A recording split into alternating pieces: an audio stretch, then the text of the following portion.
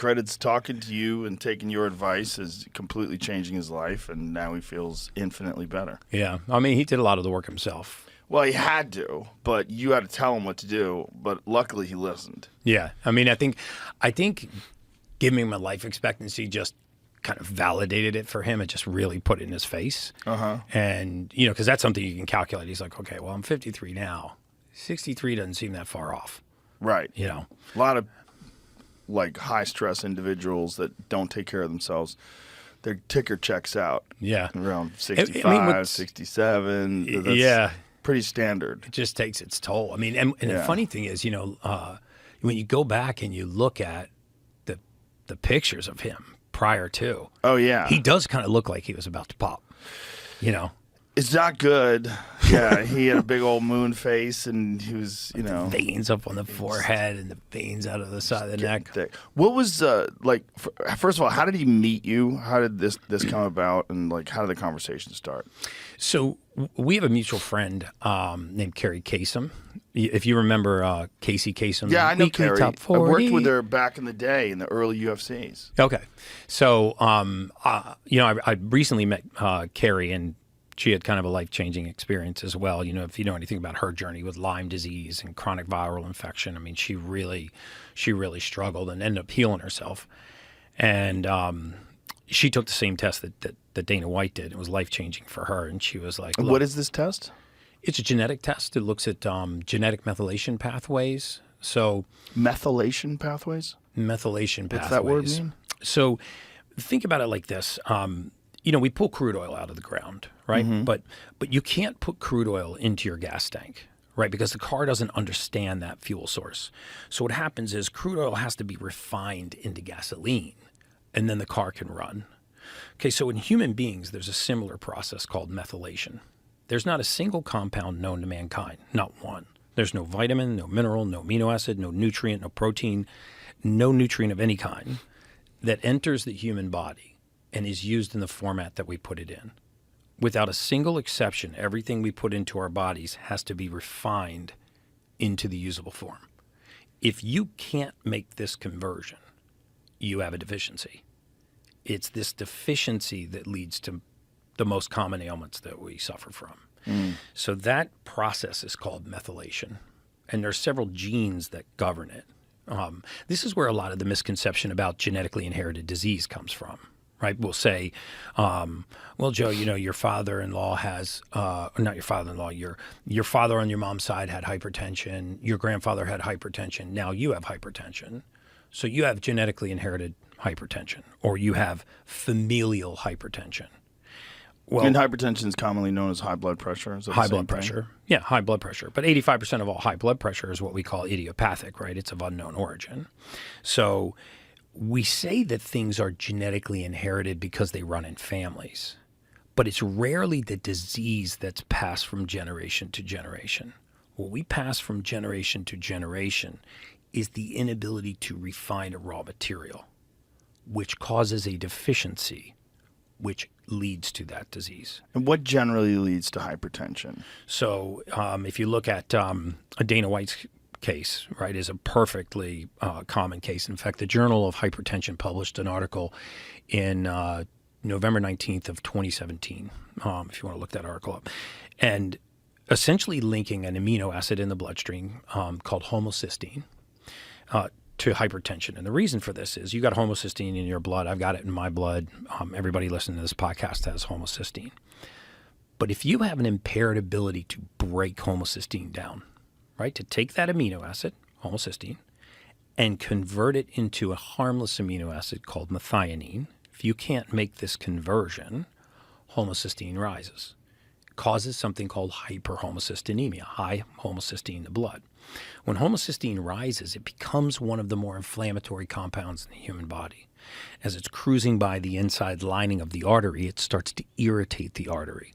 It actually reduces the artery's elasticity and can even cause it to constrict. So think about this. You've got 63,000 miles of blood vessel, roughly, in your body. It doesn't take much narrowing to drive pressure up.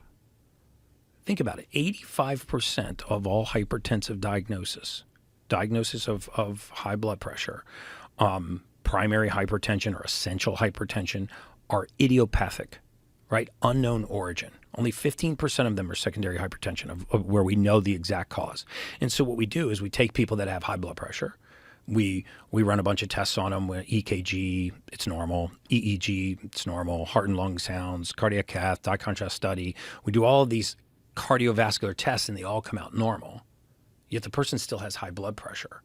And that's largely because the high levels of homocysteine are causing vascular narrowing. I mean, this is a fixed system, right? So if I make the pipes smaller in a fixed system, pressure goes up. So in Dana's case specifically, and he's thrown his blood work out on the internet, so we can talk about his labs. But in his cases, he had one of the highest levels of homocysteine that I'd personally ever seen, and our clinical team had seen. So when you say high blood pressure, could you define? Like, I'm not good at that. Whenever I get my blood pressure, they tell me the number and they say it's good. And I go, okay. But I don't know what's a good number. So 120 over 70, 120 over 80. And what's high? 130, 140, 150, 160. When does it get dangerous? 140, 150 starts to get dangerous. People walk around at 140, 150, 160 all the time. And they don't know it. It's the silent killer. You don't feel it. You think you would feel high blood pressure, but very often it's the silent killer because you don't feel it. It's not like you hear your blood rushing in your ears, although you may. It's not like you feel pressure in your head or pressure in your neck or pressure in your chest. That's why high blood pressure, hypertension, is one of the silent killers in cardiovascular disease, right? In fact, one of the first primary symptoms is sudden death, right? So we often put people on hypertensive medication before we actually look at whether or not they have high levels of homocysteine or whether or not they might have a gene mutation specifically called MTR, and you could test for it, or MTRR. And what this gene codes for is it codes for the enzymes that break down homocysteine and turn it into an amino acid called methionine, right? And so if this conversion is impaired, and this homocysteine starts to rise, and your vascular system constricts, it can drive your pressure up. And it drives your pressure up without anything being wrong with the heart. So then we start standing on the heart, which is what happened in Dana's case. Beta blockers, calcium channel blockers, diuretics, all of these things. His blood pressure was still through the roof. What was his number? I think he was 160 over 110. I want to say it was very high. And it was consistently high. We were actually, our clinical team was taking his blood pressure 2 or 3 times a day, 7 days a week, and it was consistently very elevated, even though he was on blood pressure medication. Really? So statins? Is that what he was on? So statins was what you'd use on cholesterol, like a Repatha or anything. So those are trying to lower. What's a hypertension? They're called beta blockers, like Enderol, calcium channel blockers. We call it ACE inhibitors. Sometimes we use diuretics. And so he was still jacked up even though he was on those. Oh, he was still jacked up even though he was on medication. And what are the other factors? Like what other things cause hypertension? Well, I mean, cardiovascular disease, and there are certain, direct genetic links to cardiovascular disease, but they're very rare. But diet, atherosclerosis, narrowing of the arteries, arterial sclerosis, hardening of the arteries, calcifications in the arterial wall can cause pressure to go up. Regurgitations in heart valves can cause pressure to increase. But when you think about the heart as a muscle, right, and all 4 chambers are circulating blood normally, and it's got a good vascular supply, but it's beating into constricted pipes. Think about what happens. That pressure is going to back up, right? And so we rarely go outside the heart to diagnose whether or not, and for the record, I am not a physician. I'm not licensed to practice medicine. I'm a human biologist. I didn't, learn my trade in medical school. I took 8 years of undergrad and postgraduate education in human biology. But for 20 years, I was a mortality expert in the insurance industry, and I just read medical records for a living. So the vast amount of what I've come to understand about modern medicine has just come from reading thousands and thousands and thousands of medical records. And you can see very often that when people were being diagnosed with high blood pressure, they were always looking at the heart. They never looked outside the heart to say, well, could it possibly be, beating into a dysfunctional arterial system. And so in Dana's case, and I should have brought the numbers because I had the week-over-week numbers. It was astounding. We just put him on a simple amino acid called trimethylglycine, an amino acid you can get off the shelf. And what it did was it made up for this genetic deficiency, this lack of code to break down homocysteine. And his body started to methylate to break homocysteine down. And is this a amino acid that pretty much everybody should be taking? It's an amino acid that everybody with hypertension should consider if they have high homocysteine. And say the word again. What is it? What's the amino acid called? Trimethylglycine, TMG. Is that capital T, capital M? Similar to regular glycine? No, this is trimethylglycine. It's a little bit different than the amino acid glycine. So trimethylglycine will actually help to metabolize, to help give the body the raw material it needs. I feel like I should write this shit down. I'm gonna write down trimethylglycine. He's gonna be on trimethylglycine tomorrow. Well, I just want to keep track of all these different things you're saying, and oftentimes I do forget. So trimethylglycine. I'm gonna write trimethylglycine, or just put capital TMG. That's what it'll say on the bottle. TMG. Okay. And so, sometimes I use the analogy that, when I was getting my second human biology degree, I was in grad school, get my human biology degree. I had to take all these plant botany courses, which I hated, but you have to take them. Morphology of thallophytes and all these crazy courses about plants.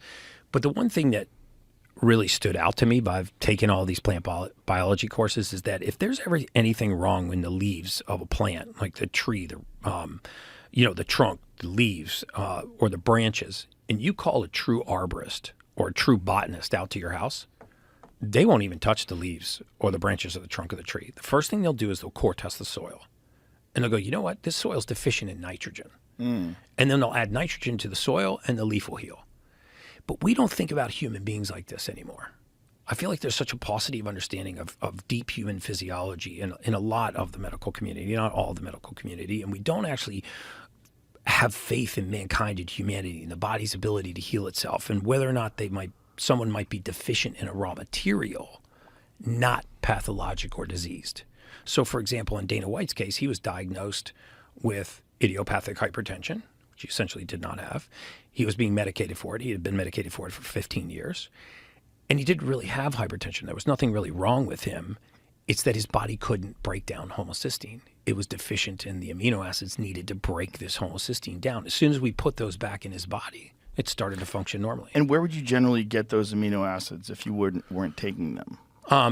You can get them online. There's lots of great manufacturers. No, if you weren't taking them, are they in food? Is it? Oh, yeah, they're in foods. That's why if you look at certain diets, like high folate diets, like carnivore diets, diets that are high in dietary folate, leafy greens, grass-fed meats, eggs, dairy, you'll find that they have lower incidences of cancer, diets and high dietary folate. So this is a raw material that we can get from our food, but very often our food is just so nutrient deficient, right? We update the macros on the back of a lot of labels, but if you look at the micros, like how much spinach, how much iron is in spinach or calcium is in spinach, or how much nutrients are on the label of most foods, it's a fraction of what's actually listed there.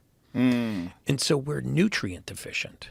Right? Human beings are not as sick as we have been led to believe we are. The majority, in my opinion, of pathology and disease as we know it today are nutrient deficiencies, missing raw material in the human body. And we just accept all these things as a consequence of aging: weight gain, water retention, lack of sleep, poor focus and concentration, lack of waking energy, hormone imbalance. And we think that the body has all of these different pathologies and diseases, but the truth is it's usually nutrient deficient. It's astounding what happens to human beings when you give their body the raw material that it needs to do its job. It really is. And so if you're just supplementing for the sake of supplementing, then there's only a marginal chance that you're getting what you need. If you're supplementing for deficiency, that's when magic happens in the human body.